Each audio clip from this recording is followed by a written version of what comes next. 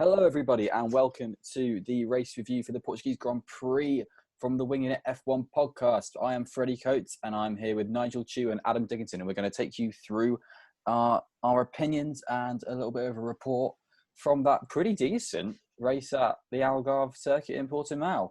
Nigel, how are you? What did you think of Portugal in Formula One again? I thought it was a great race. Yeah, it was. I think I wasn't expecting too much of it, but the nature of the circuit, fast and flowing, it seems to really work with F1. There's lots of overtakes, some great hard racing as well. So yeah, I'd love it if F1 came back to Portimao. Maybe use the different first turn so we can see more overtaking on the brakes. But other than that, I think it was great to see the cars on such a fast track like Portimao. And Adam, how are you doing? You having a good day? Did you think that Portimao deserves to replace Catalunya? I'm starting that bit. I'm saying it should. Paul Ricard. I'd say Paul Ricard probably would be my first choice for taking off a European race in place of Portimao. I mean, some of the camera shots coming kind of over the hill and down for the last corner was absolutely brilliant, and there were a few kind of like that coming over a rise and then dipping down were brilliant. Yeah, good race. Crazy first lap, and then battle at the front kind of wasn't, after the first quarter of the race it kind of went away. But yeah, I thought a good race nonetheless, and some good action at the end as well. Yeah, let's start at the beginning then. No better place to start when we talk about lap one. It was, and lap two by extension, was just, I don't know how many times I sort of made little yelp noises at every little thing that happened. We had Kimi Raikkonen up 10 places from 16th on the grid. We had Valtteri Bottas dropping to 4th at turn 1 and then being 2nd at turn 4 and then being in the lead at turn 8. We had Max Verstappen nerfing Sergio Perez after he had been hung out to dry by Valtteri Bottas himself. Whoa, he didn't nerf him off. What are you on about? Yeah, it was a racing incident. And then we had lockups galore all over the place. And then to top it off, Carlos Sainz came through and took the lead on lap 2 just because he was just the fastest on track. So what happened there? I think it was a mixture of a bit of rain, cold tyres, brand new track service, new track as well. And I think none of the drivers could get the tyres up to temperature because these Pirelli tyres are so fickle and they're hard to get into the optimal window. And Sainz, or the McLaren drivers, maybe they started with higher tyre pressures, which helped them in the first few laps, which is why they were so quick. Of course, the Mercedes drivers started on the mediums, which didn't help them. And yeah, Sainz was the first of the soft tyre runs after Verstappen had a few scruffy corners on the opening lap, and Raikkonen, he started on the soft tyre as well and just blitzed his way through the field so calmly, used all of his experience to get into 6th place. It was remarkable, one of the best first laps I've seen for quite some time. So yeah, I think the just cold tyre temperatures and the new surface caused some chaos at the start, and it was great to see. Adam? Yeah, I think with the Perez incident on first viewing, I thought, oh, that's Verstappen's fault. But then once they showed the replay, then I thought, oh yeah, it's more of a racing incident. But Perez could have been in first, kind of the way it went. The Mercedes just couldn't get any heat into the tyres at the start, and really struggled. It never seemed like it'd stay that way. I think for me anyway, it always felt like they'd come back. But it's just nice seeing different cars at the front, and that's what we've got with Ferrari out of the picture. We've only got 2 teams at the front, and when one of their drivers and one of the teams is having a bad day, you're getting more teams at the front. It's really good to see. So yeah, I thought it was a brilliant start. Yeah, I'm still trying to get used to seeing a pink car challenging Mercedes, but it's actually normal this year. And I think, that's pretty amazing, personally. Kimi Raikkonen obviously had the benefit of finishing the formation lap, the latest of the soft tyre runners. And that has absolutely, more by luck than judgment for Alfa Romeo, but that's, catapulted him right up there. And he finished in 11th on the road, so no points is a bit of a shame. but 11th with 19 finishes. That's really good for Alfa Romeo. Do you think that's just brilliant from them? Do you have anything to talk about for that? Absolutely. It was a fantastic result for them, and Raikkonen could have done much more. He even finished ahead of a Red Bull. I know, mad, isn't it? He kept him behind, even though he's in a faster car. But yeah, it was great from Raikkonen, and I think he's had a pretty good year all round. But I think this race was probably one of his best. Alfa Romeo got the strategy correct as well, because they have made a few errors this year in the races when they've had chances to get points. With a bit more luck, they would have, because there was only one retirement. So they were unlucky not to score a few World Championship points on Sunday. I'd say that's one of his best drives since he left Ferrari, arguably better than a lot of the drives he had while he was at his second stint at Ferrari. Maybe it's one of his best drives in the past 10 years. Definitely. Yeah, I think obviously they had the look with being, the last soft tyre to form up, as you say, but you still got to be able to make those moves and not be too gung ho, but equally be able to stick your car in. And we were discussing a bit before that is Raikkonen the fairest driver on track, in wheel to wheel action, and I think that really came out and helped him today. And yeah, as you said, showing all of his experience.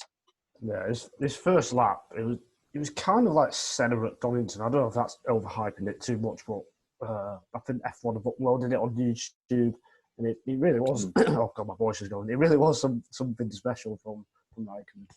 They had uploaded it on the website before the end of the race because they knew it was already amazing.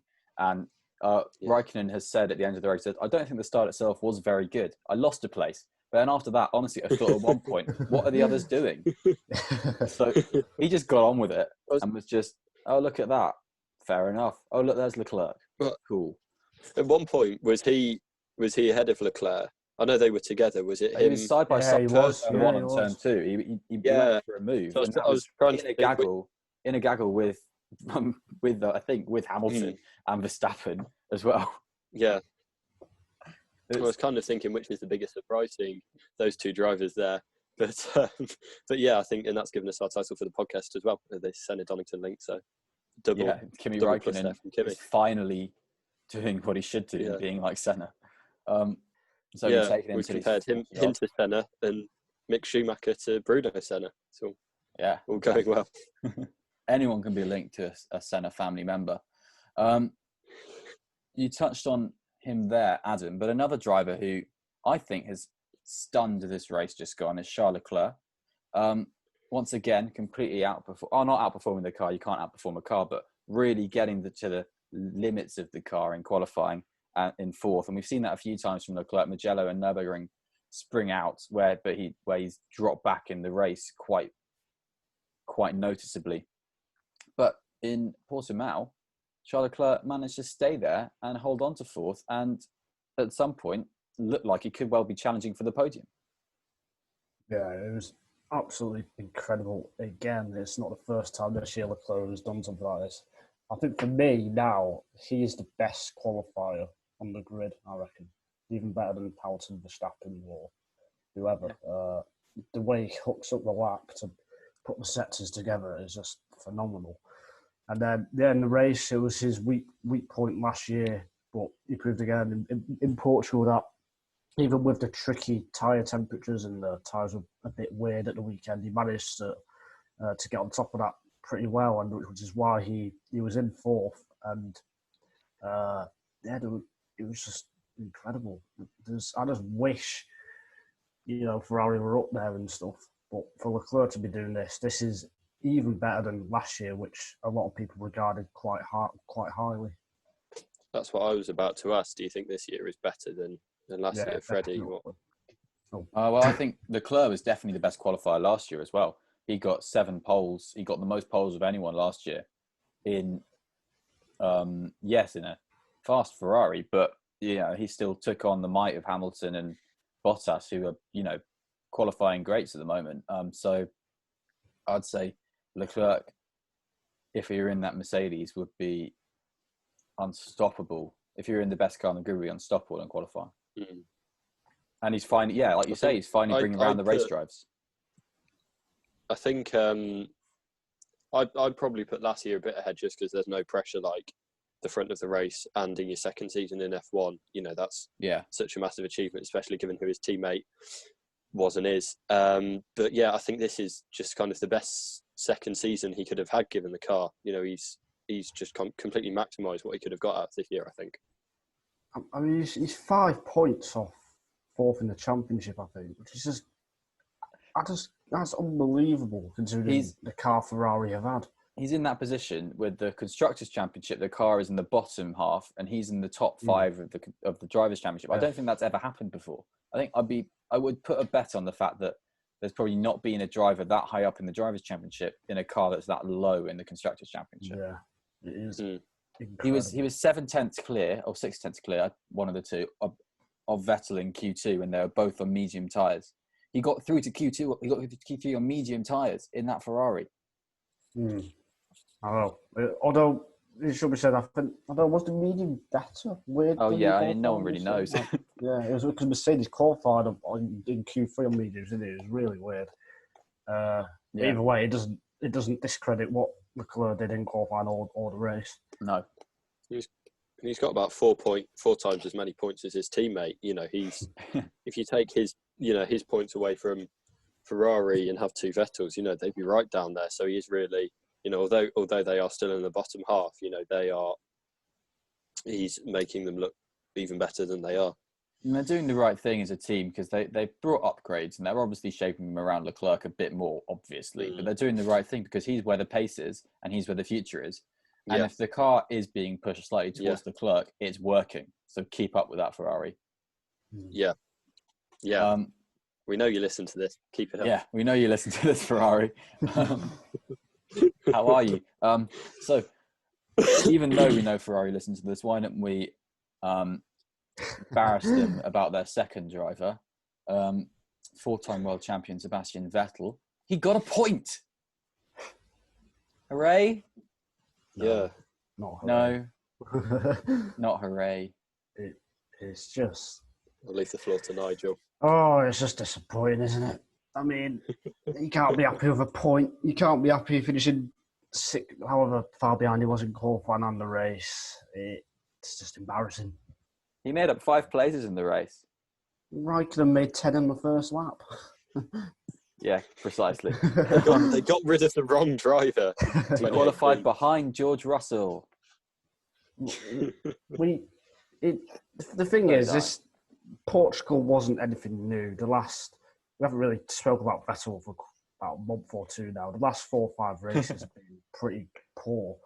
I'm always used to it. I guess we'll have to wait for next year whether to find out whether we should just this year is an outlier and he's lost his confidence and stuff, or whether this is just a true Sebastian Vettel. But at the moment, he's not even in like probably the top 10 drivers on the grid this season. For a 4-time world champion, it's just so poor. I just can't believe it, really. I just don't know how has it got to this stage. Even if you go with the conspiracies that the car's not favouring him and whatever, he shouldn't be this far behind of a driver who's only in his 3rd season. Yeah, I think, and it's crazy to think that he was seriously linked with Mercedes at the start of the season. We don't know how far those conversations got behind closed doors. I don't think they got that far, but it was something that people wanted, something that people were pushing for, and I think was it Toto Wolff or was it Mercedes who were backing?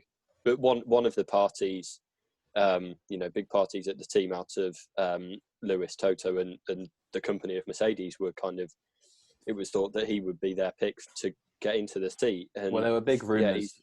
There were big rumours that the board wanted Vettel because he's such a big force in Germany, and obviously Germany is such a big marketing perspective from Mercedes, being a German team, and if they can have the dream team of the 2010s, which is Hamilton and Vettel, the champions, and they obviously had Rosberg as well, which is, I think, still occasionally linked as an ambassador, then they, as a marketing perspective, that's brilliant. I think that was heavily pushed by Ola Kalenius, but they they've pushed back and said, no, we've got the best driver of all time in Lewis Hamilton, and we've got a really good team relationship with Valtteri Bottas. Let's keep up with that.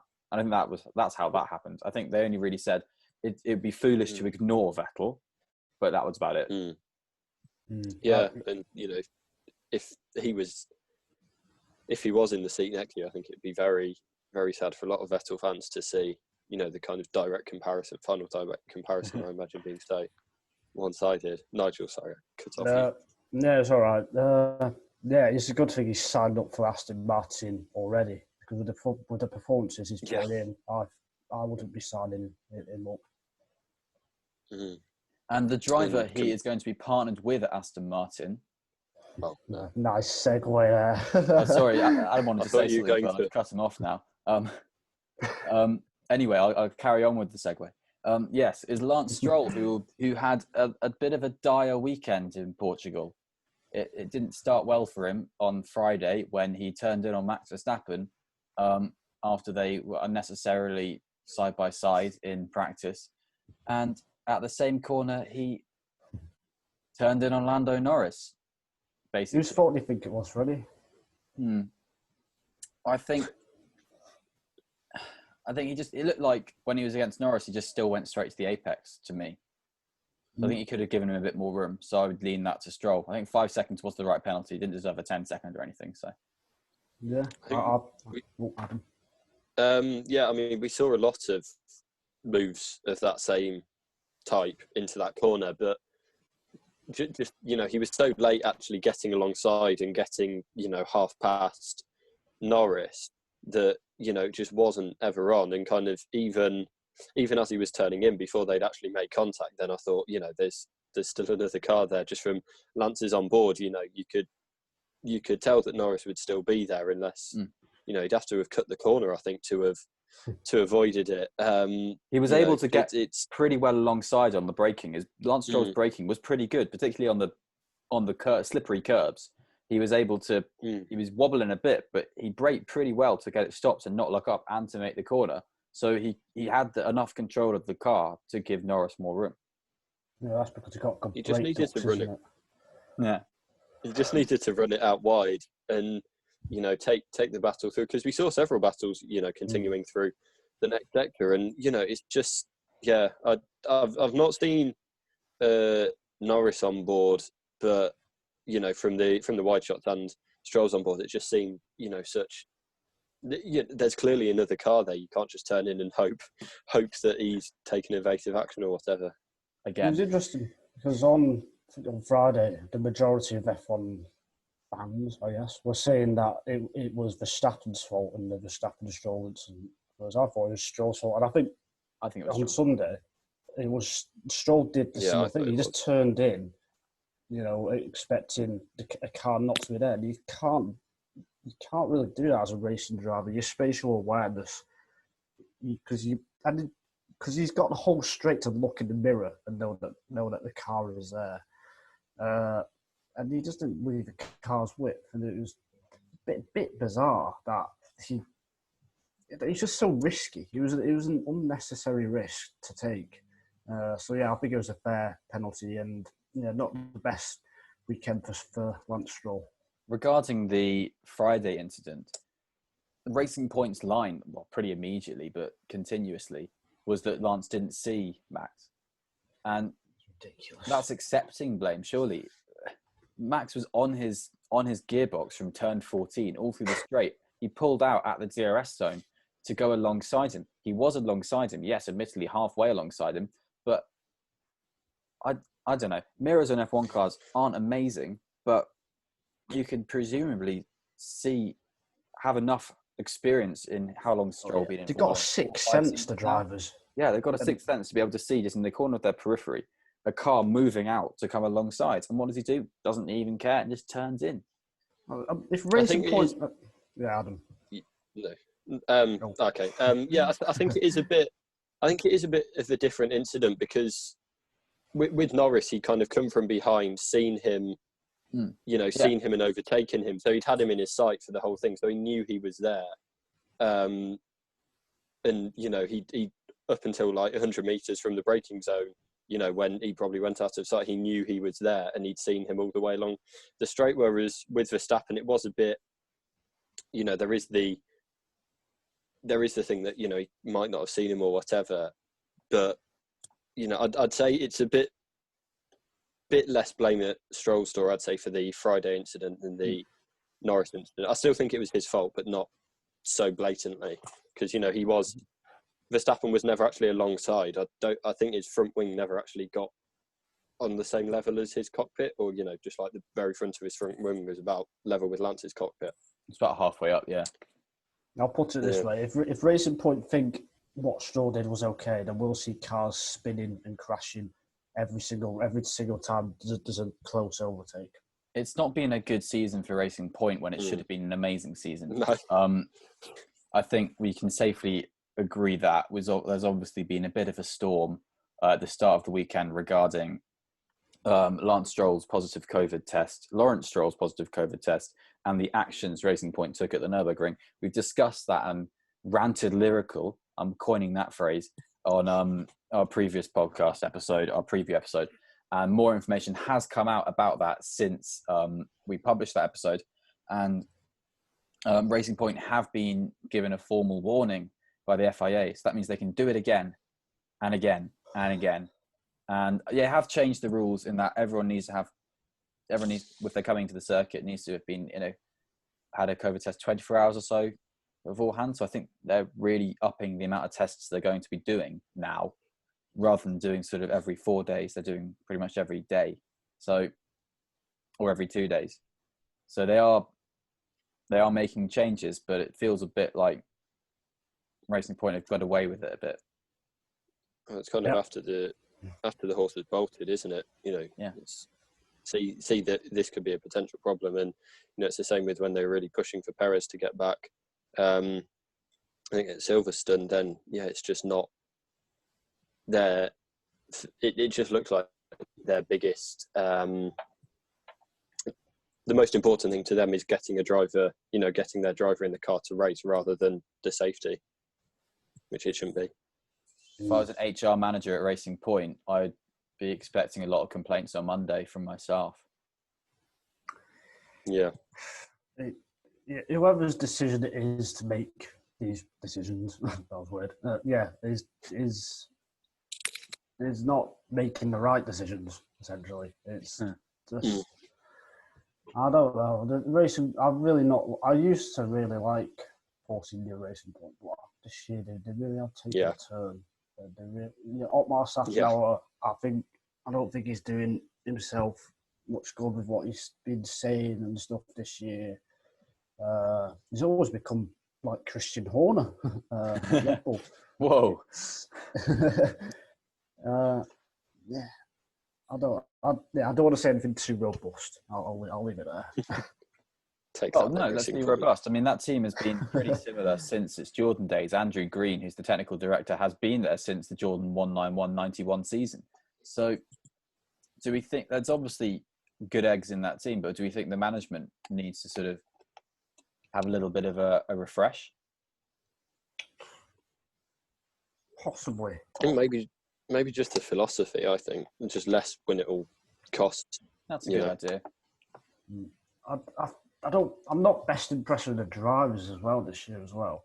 With on-track matters, I think the drivers have let Racing Point down when they should be further ahead in the championship. But off-track, I can see some management changes. And with Aston Martin coming into the sport, there might be those changes anyway next year. Yeah, it's more of a brand's image at risk than there is with Racing Point at the moment. So hopefully that will do it. I was trying to think of a good egg hen metaphor, but I couldn't get there. Obviously, the people who are there, the Otmar Safnauers of the team, has been there for a long time and have performed well with the team. And we can look at all of the administration stuff that went down in 2018 and can understand that was done primarily with a lot of care about the staff in mind. I think, we're not going to go out there and say that Racing Point don't ever care for anyone who works for them, but they are, and they're a racing team, and at the end of the day, they want to race. But it's the time of a time of world at the moment. That makes sense. Where caution is the priority, and it just reeks a little bit of recklessness from the Pink Panthers. We've got through this podcast without mentioning who's won the race. Lewis Hamilton. Who won the race? Oh, right. It was Lewis Hamilton. Did you know that, Nigel? No, I forgot. Did Lewis Hamilton win the race? Well, we don't know because we haven't spoken about it for at least 25 minutes of this podcast. So we've made a little bit of a faux pas in the same way that F1 have. They celebrated Hamilton matching the record with such aplomb that when he broke the record, it all felt a bit, okay. But that's what happened. Lewis Hamilton is the record holder for the most Formula One victories. He is the most successful Formula One driver of all time. He's the winningest. He's the winningest. The winningest podcast. Yeah, he is. Yeah. As you say, I think it's a shame that, I think for me anyway, and we discussed this a bit at the end of last week's podcast, that they did so much celebration of him equaling it. I guess that, worked well with the, Schumacher, Link and Mick being there, kind of like, oh, they're on the same level now. But it wasn't, it was always, it wasn't like it was the last race of this season and he might retire, might not, it was always very likely that he would go on to break it potentially within 2 weeks. So, yeah, I think that's kind of a bit of a shame, but, at least he's had a big celebration of it. And, he's, as you say, he's numerically the best driver in F1 history. And, it's just such a fantastic achievement to break a record that people never thought would be broken. I've got to talk about his performance at Portugal. He didn't lead any session until Q3 and then stuck it on pole with the final lap. Did 2 laps on the medium tyres to beat Bottas, which broke his heart. It was kind of Bottas's mistake, I think, to not do 2 laps. He only decided to do 1. But in the race, even when he struggled early on with the tyre temperatures, dropped back to 3rd, didn't he? And then the way he came back at Bottas, again showing that even when he's behind, he can still make an on-track overtake against his teammate in the same car, same equipment, equal opportunities, and managed his tyres perfectly to finish about 25 seconds ahead, something like that. 25 and a half seconds ahead. It was, I think it's the biggest winning margin this year. And it was just phenomenal. The way he does wonders with these tyres, the way he manages it. I don't know how he does it. Yes, he complains on the team radio. I just think that's a coded message for, this is actually fine to the team. Just thought to create some entertainment, perhaps. And it's just remarkable because the consistency across his stint, he just gets faster and faster and faster every lap when it should be the other way around with the tyres. He should be going slower and slower.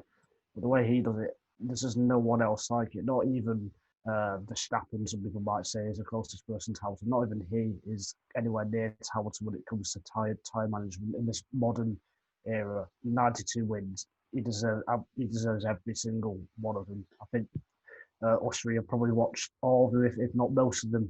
And it's just incredible to think that Schumacher's record has been beaten so quickly, just 14 years after Schumacher's last victory in Formula One. Who knows how long Hamilton's record will stand for and how many wins Hamilton will get in his Formula One career.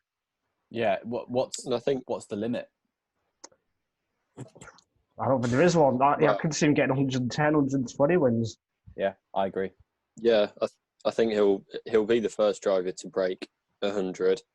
And yeah, as you say, I think a lot of it depends on, when the new rules comes in, how competitive he is there. But, I think he'll still be winning races then. And it's, I'd imagine he'll win a lot next season, anyway. So, yeah, I think, and it's also, yes, he's, had a dominant Mercedes for 7 years now of his career.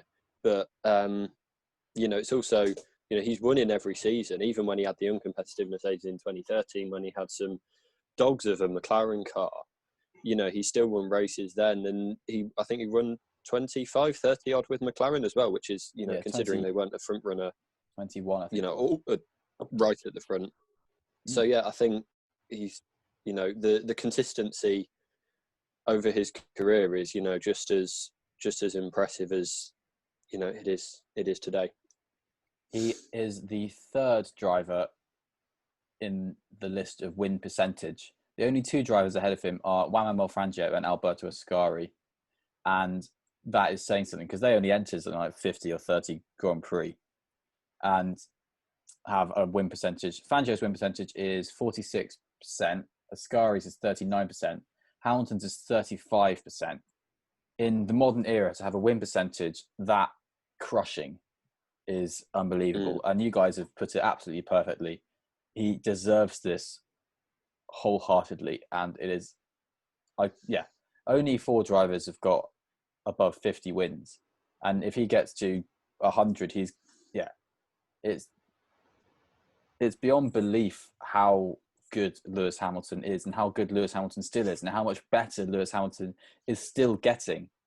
We look at drivers when they get to an age of sort of losing a touch a bit. We've spoken about Raikkonen earlier in this podcast, and arguably he hasn't really been the same so much since his Ferrari days, because he was around 35, 36 at that point, and everyone was calling for a retirement from him. But Lewis Hamilton completely bucks the trend on that and just gets better and better and better. And I think the day Lewis Hamilton hangs up his helmet for the last time is going to be a sad day for Formula One, because he is the all-time great of this sport, I think. And I'm happy to say that. Yeah, another driver that we've spoken about today, Sebastian Vettel, it's the same thing with him. He's just not being able to keep that consistency up.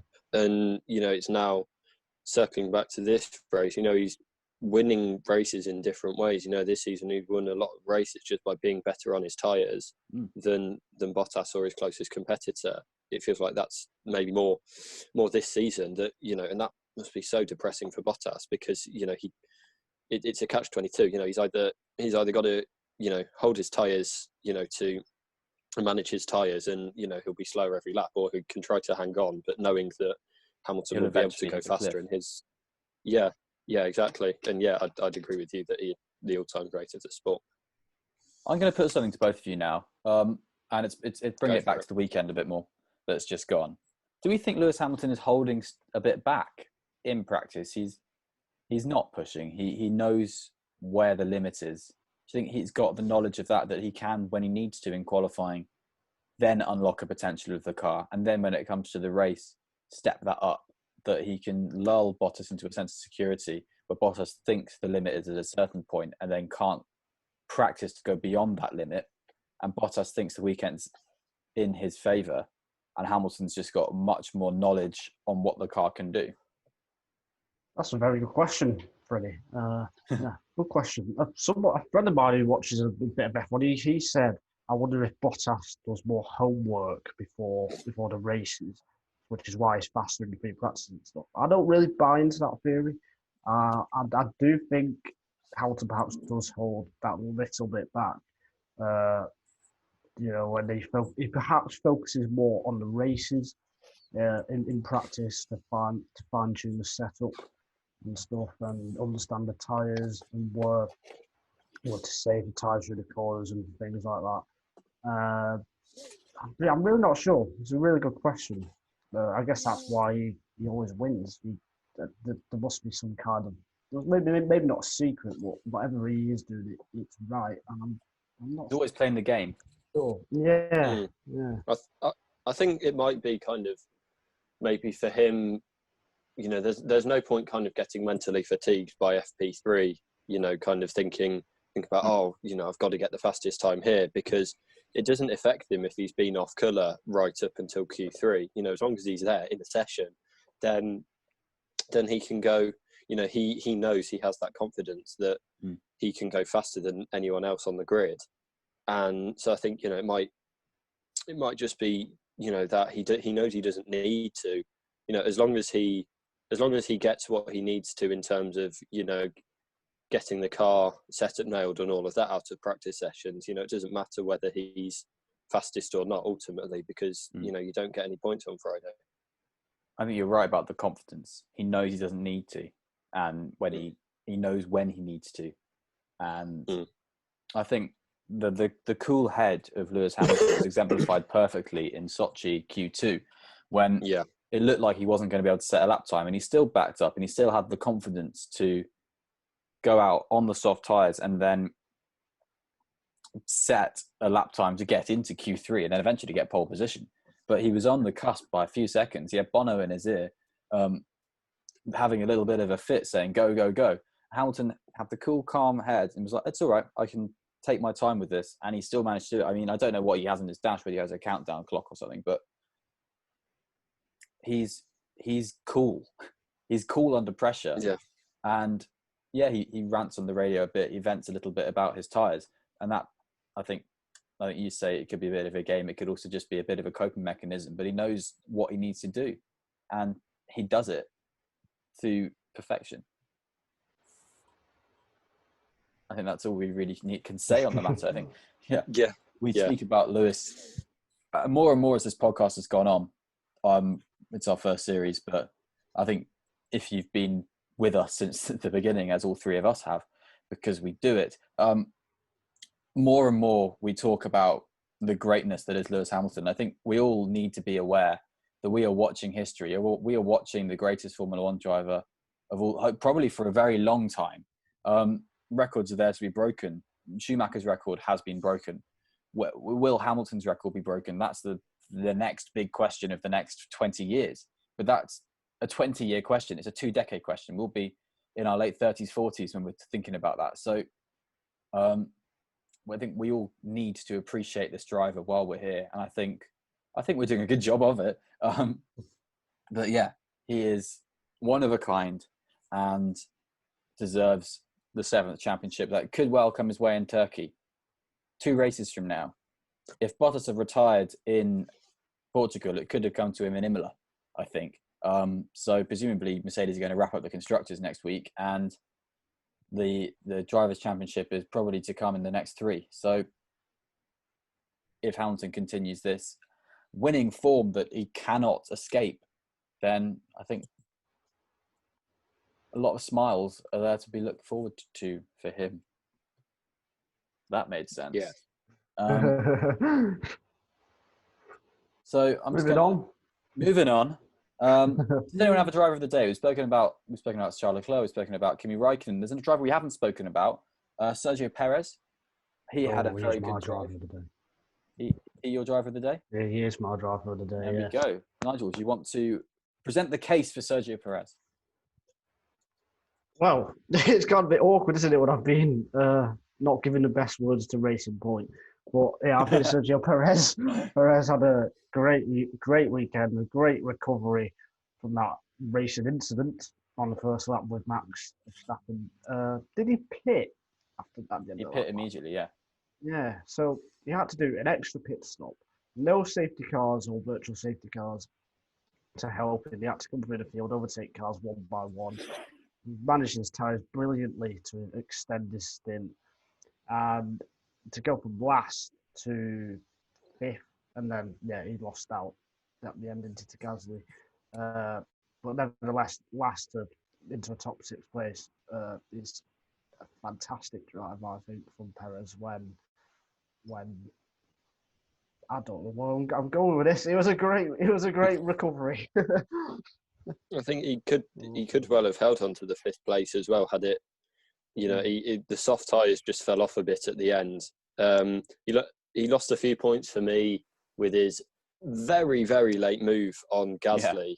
Yeah. I think at the start of lap 65 for them, that felt very uneasy viewing for me. And as you say, Sainz overtook him at the end too. But just such a brilliant recovery drive from him, and definitely showing why he should be on the grid, and why he maybe shouldn't have had a seat in doubt in the first place when we look at the other, the driver who took his seat. But yeah, he's my driver of the day as well. Very close between Gasly and him, I think, but I'll go for Perez. Perez had a great battle with former teammate Esteban Ocon as well. There's loads of great battles in the race. That was brilliant. Yeah. Really good.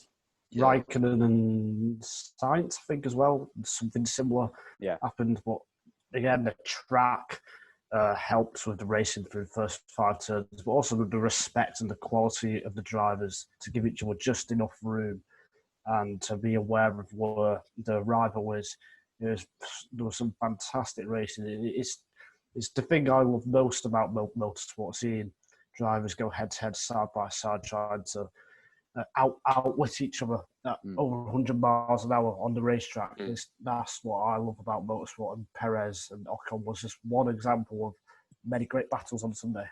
Yeah, the midfield drivers really showed their class this weekend, and the cream rose to the top because you had, like you say, Sainz and Raikkonen with an absolutely mega side-by-side scrap from pretty much turn 2 or 3 round to turn 8, and it was same with Ocon and Perez. And every corner you didn't know whether one would get a little bit more traction or not, and how it would work, and it was exciting as hell to watch. I do think Pierre Gasly, I'd say, had an excellent weekend to come back from missing out basically on all the meaningful running in practice 2, because they did a Pirelli tyre test for the first half hour of practice 2, which basically negated any running for them anyway. So to then catch fire after that, then to have a chassis change overnight, to make some vague setup changes that were, they weren't entirely on board with as a team, but to then come out of that and be one of the fastest cars in qualifying and practice 3, and to finish, I believe, 5th in the end in the race, is fantastic, I think, for Pierre Gasly. I'd say he's my driver of the day because on the soft tyres, he was unbelievable compared to Sainz, who took the lead of the race, and Verstappen, it was who you'd expect a bit more from. I think Gasly was the driver who worked the tyres best for me. So I'm going to give him driver of the day.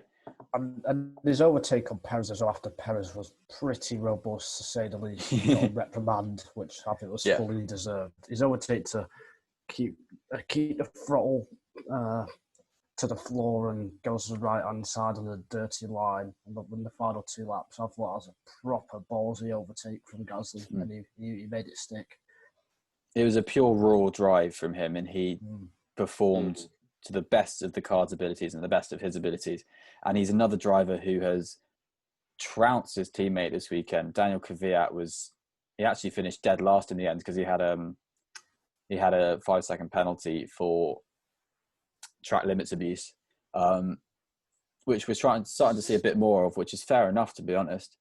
If other drivers can manage it, then you didn't.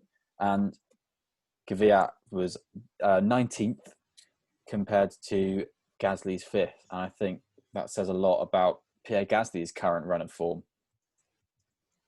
Maybe he shouldn't be at AlphaTauri, but that's a debate that has been running all season and leads us to a driver who I think Nigel has a lot to say about, Alex Albon, who did not perform amazingly. I didn't want to talk. I didn't even bring this up. I don't want to talk about it. He just didn't do well, did he? We could be nice and talk about Leclerc. We could be positive. We're not even. What? The only thing that was positive is that he was about 2 seconds behind Verstappen at the finish line because he got lapped. That was the only thing. He got lapped about 20 laps in the end and stayed with him. Yeah, because he was on the soft tyres. That was about 50 laps younger. Anyone who can't stay, that is, why do you in F1? Or why do you in F1? It's just, he needs to go. I think everyone knows my fault. Get Perez or Hulkenberg in that car.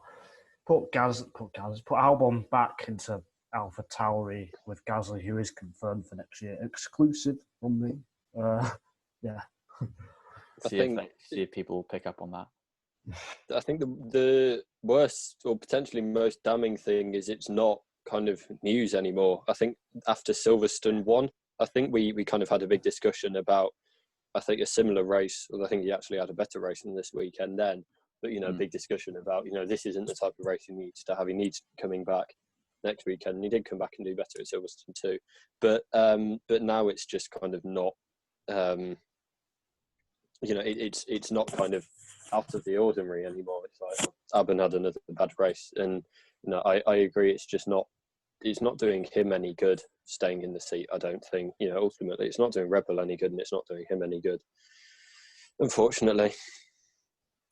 Yeah, I think you're right. You're right about it's not news. It's expected for Albon to qualify wherever he qualified 5th, 6th, and then finish out of the points. It's the 3rd race in a row really where that's happened. Sochi and Nürburgring, and now Portimao. Right, so we're running out of time, but there's a few drivers we haven't spoken about, and I'm just going to ask you to give me one-word answers for the drivers we haven't spoken about. I'm going to rattle through them, so you've got to give your first response, and you can't give the other person's response. So we haven't spoken about Ricciardo. What do you think about Ricciardo? Adam, you're first. Disappointing. Average. Yeah. Mediocre. Cool. George Russell, 14th. Overrated. Okay. We're not allowed to delve into this, but we are. Overrated. All right. Nigel, elaborate. Elaborate. I just think he's an overrated driver, personally. I think his qualifying is exceptional. I think he's very, very good. I think when it comes to the races, I don't think he's quite got the race pace, and I'd love to see him in a better car to see if that's true. And I hope I'm wrong, but I do think his race pace could be a big weakness, and we'll see if that is true in the next few years. Finished where he started. Adam? That's not just from this race, by the way. That's like from over the season and stuff, I should say. But, yeah, Adam. I'll be provocative and say underrated. Underrated. Everyone thinks he's the next Lewis Hamilton. Oh my God. If he were in Mercedes, he wouldn't be doing as good as Bottas. That's my thoughts on that. I think he had a good race though, so I'm going to say,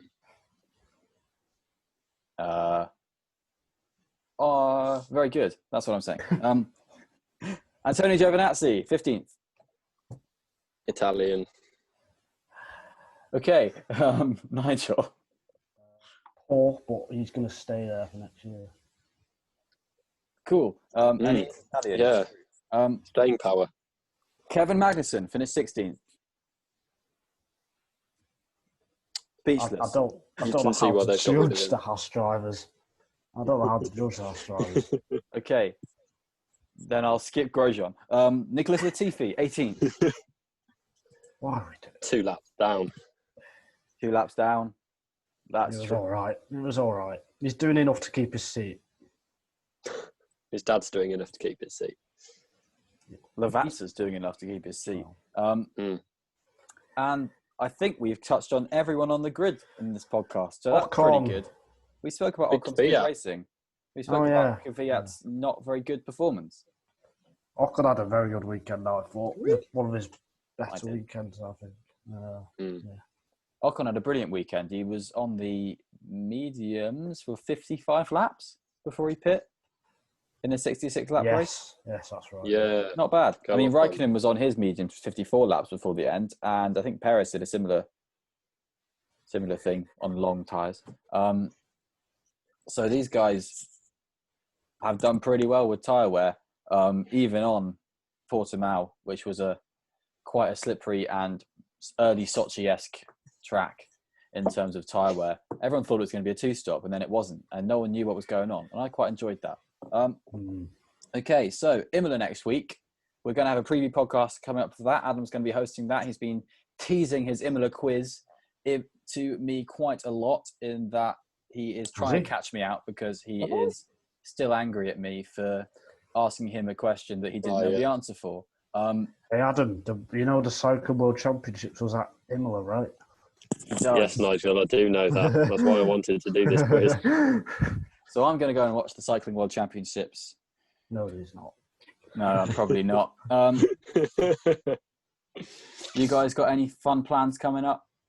I'm trying to add a new element to the podcast, like a personal element. Yeah, I'm going to do my location voicer for my course, journalism course. What are you doing it on, Adam? What are you doing? You're a radio reporter. Demolition site / construction site that's outside my back window. Ooh. Journalism. And then got a lovely media law lecture later today. So looking forward to that. Oh yeah, forgot about that. What a brilliant personal insight into Adam's life. Nigel, can you give us any nuggets of joy? Am I on McDonald's actually? Now you said nuggets. Yeah. Nigel's going to go to McDonald's. Brilliant. Bringing F1 podcast brought to you by McDonald's. Oh, we wish. We really wish. If anyone wants to be a sponsor, please send us an email. KFC yesterday. You went to KFC yesterday? Don't get rid of our sponsors. So, if anyone who wants to donate money to us, winging it f1podcast@gmail.com, and I'll give you my bank details. Yeah, or no, seriously, give us some money if you like our content. Or tweet it at winging it F1, or my personal. Adam's dropped himself. Or my personal. The fella's fallen over. Adam's okay, everyone. Adam's Twitter is at Adam Dickinson 01. I'm at FredCoast1999. And Nigel is at Nigel C. Journo. Fantastic. You can follow us there. You can see our opinions on things there. We share articles there. And every now and again, an exclusive tweet as well. Every now and again, Nigel has an exclusive tweet from his sources in Italy who speak French. So brilliant. That's how I got the Alpine news. He knows what he's doing. So anyway, thanks very much, everyone, for listening or watching to our ramblings for this podcast. I made sense there, as I have done all through the podcast. Thank you very much. Tune in for our Imola preview episode on Thursday. Have a brilliant time. Thank you so much. Goodbye.